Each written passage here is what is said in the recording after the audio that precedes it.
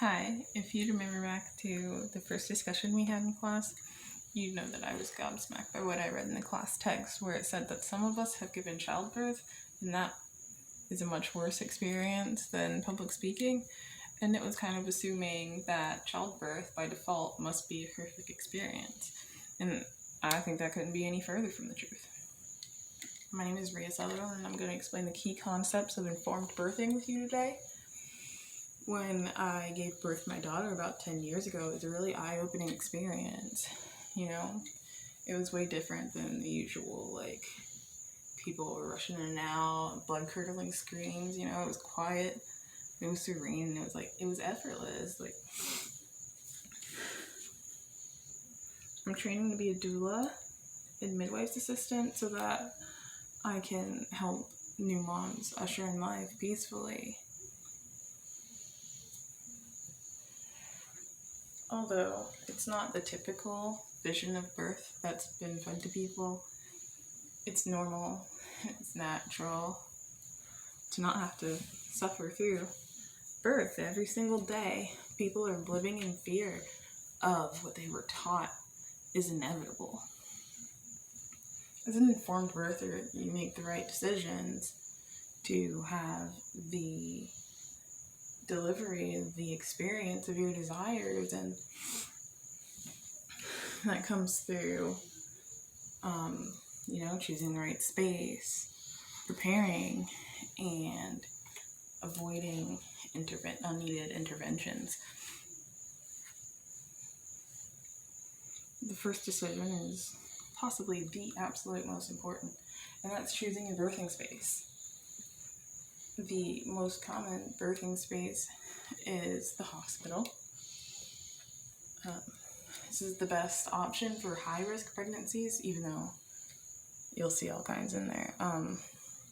That's the best option for high-risk pregnancies because they have the equipment needed for emergency surgeries. The OB is a surgeon.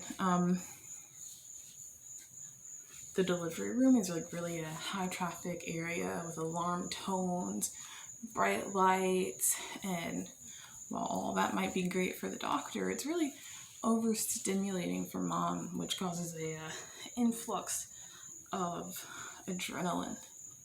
You really want the oxytocin up, the adrenaline down. Adrenaline causes a bodily response to shut down.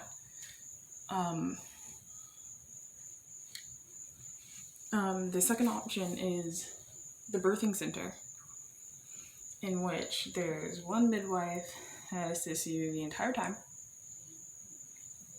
The environment is a lot more calm, low lights. They have the equipment needed for most emergencies, non-surgical emergencies, and without being monitored constantly, the mother is free to walk around and progress during labor.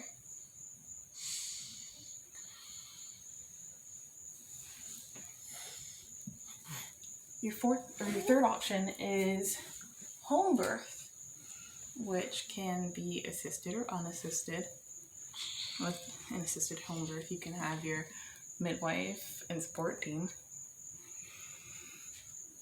This is probably the most comfortable and familiar of all of the options, but it doesn't offer the safety in the case of emergencies.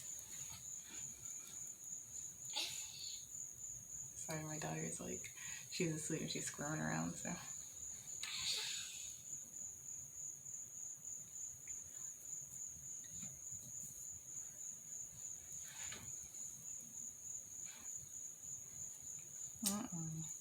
Pause, hold on.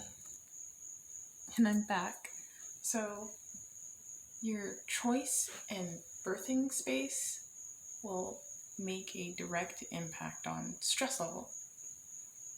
The hospital, the rushed environment causes more adrenaline, which usually goes unnoticed on the subconscious level.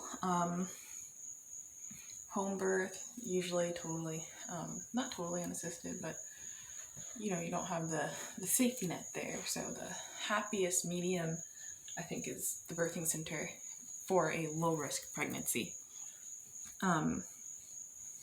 So after choosing your birthing space, it's time to prepare. And you can prepare mentally, physically, and get your support team ready. Preparing mentally consists of learning in order to approach birth calmly and confidently. You can do childbirth education courses to prepare yourself for what will and can happen. There's hypnobirthing courses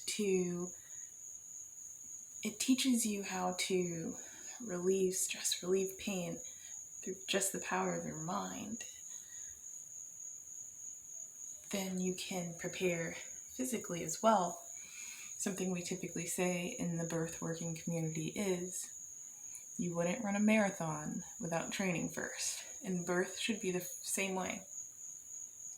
So learning the different positions is a great way to ready yourself to find optimal poses to promote baby's descent. Typically, birth is seen with a woman lying down flat or almost flat on her back, which is counterproductive. If you maintain a vertical stance, even you can stand up and give birth just like I'm standing here right now in a squat. If you're vertical, gravity will help baby come down. like it seems like common sense, but most people don't even think of it. And in most hospitals, it's not even offered to you as an option to change positions. They lay you on the table or whatever and tell you to force your baby out. There are exercises, you want to practice the positions, but there's also exercises called spinning babies that helps baby get into optimum position. So my baby was face head back, so that caused a lot of back pain. It's called back labor. It's really rough.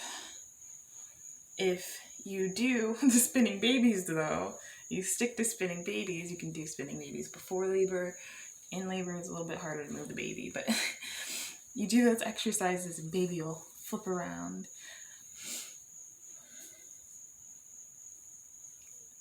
Also, it's important to maintain your whatever level of physicality you're already at before pregnancy. You want to maintain that during pregnancy. It'll keep your body ready. It'll help you prepare for the functions that you need to get through.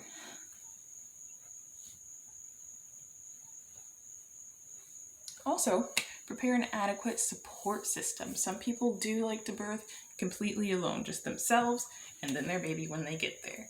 Some people like for it to be just them and their partner or other loved ones. And then you can have a doula in attendance. And a doula is a trained maternal support. She can help you do the positions. She can do massage. When I had back labor, my doula pressed against my back for hours with counter pressure. It helped so much. And that's just in addition to, you're already the birth team that you chose. The anxiety surrounding birth are greatly reduced or even alleviated through mental preparation, physical conditioning, and the security of a support system. Now that we're feeling confident, it's time for the final stretch. The due date is approaching and it's almost time to meet your new baby. In the common hospital setting, moms are met with a slew of intervention opportunities. If possible, decline. They'll offer induced labor, pain management, or even the selective cesarean. Here's why these things can be dangerous. Many doctors offer induction as a way to speed things along. This should only be needed if the mother or baby are at immediate risk of dying. but it's usually used for convenience. To force the body into labor. Labor can be brought on by midbrain strip, which causes the waters to break prematurely, or, Pitocin hormones cause the contractions, which are usually much more painful and go on for much longer than if you were in natural labor. There's also cervical ripeners. There's many options.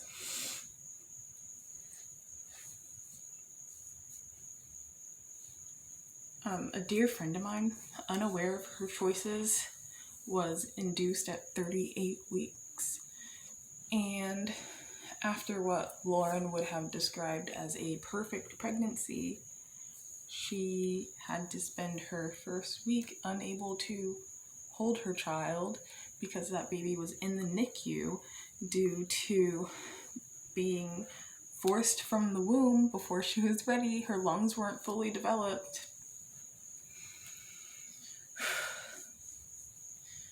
If mother nor baby is at immediate risk, there's no reason to induce.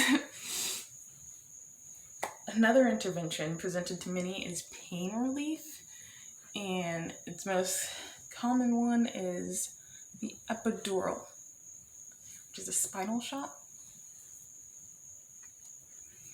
Sometimes it doesn't work.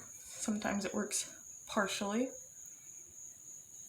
It causes some mothers to become very disoriented and miss out on the birth of their child and the moments following. It causes a numbness, an inability to feel when you need to push. So with that comes coached pushing, which, forcing the baby out, once again, before the baby's ready, because the baby will come out when they're ready. Causes a lot of stress on the body, and usually causes tearing to the perineum, or they may decide that they need to do an episiotomy, which is, the cutting of the perineum to widen the birth canal. Oftentimes these babies come into the world limp, sluggish, and with poor focus than babies that are brought on naturally without the use of drugs. A lot of mothers report their baby being doped up. Also, the recovery time is just a lot longer. It's just, you can't get the feelings back in your legs. That takes a while. They usually get wheeled out in wheelchairs.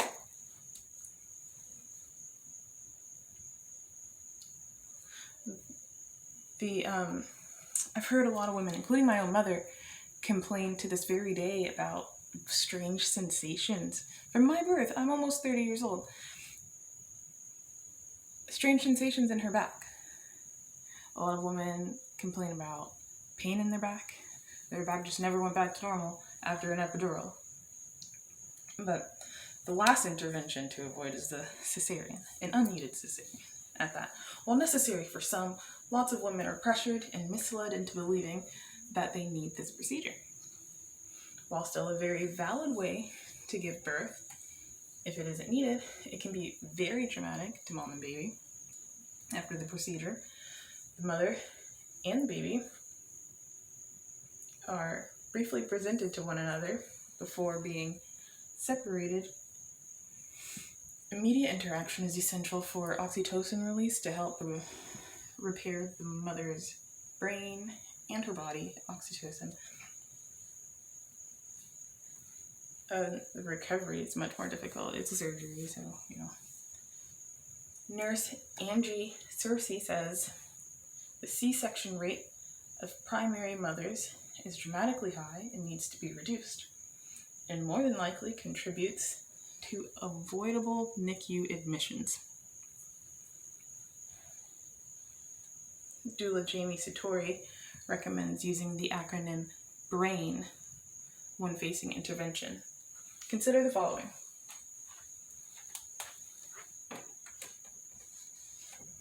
You want to consider your benefits. usually the purpose for giving said intervention.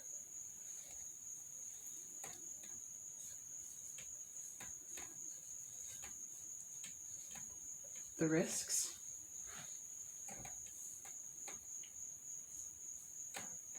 Any alternatives.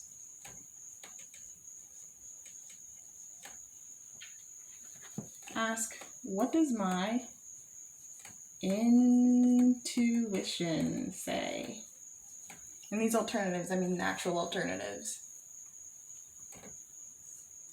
And N is for nothing. What would happen if I do nothing? If the answer isn't one of you is gonna die, you probably don't need to do it. Also, on the topic of pain relief, doula Jamie Satori once told me that birth is not about avoiding the pain or making it go away. Pain is a deeply embedded language in the human body and psyche that tells us what needs tending to. In the birth world, we like to call labor pain birth sensations, to change the mindset around what is happening. Tightness in one area may be telling her to relax that muscle. Birth is an intelligent and sentient process. It isn't happening to women, it is women. Avoiding interventions like induction, pain relief, and cesareans isn't just healthier, it saves lives. Every single unnecessary intervention is opening the door for fatal risk. With that, you have the foundation to building a beautiful birth journey. Remember, hospitals are really for high-risk patients. Mothers are to enter through the emergency room for something that typically is not an emergency, nor is it an illness. Hospitals are for sick people.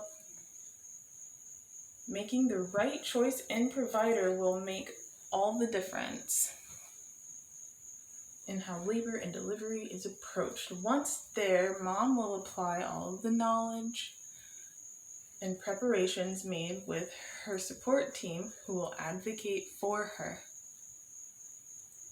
in her right to avoid any and all interventions that for the birth experience that she's chosen. For the record, going through the process of creating and delivering this speech was several times more uncomfortable and unnerving than the 13 hours of labor and 15 minutes of intermediate pushing that it took to deliver my child. Thank you.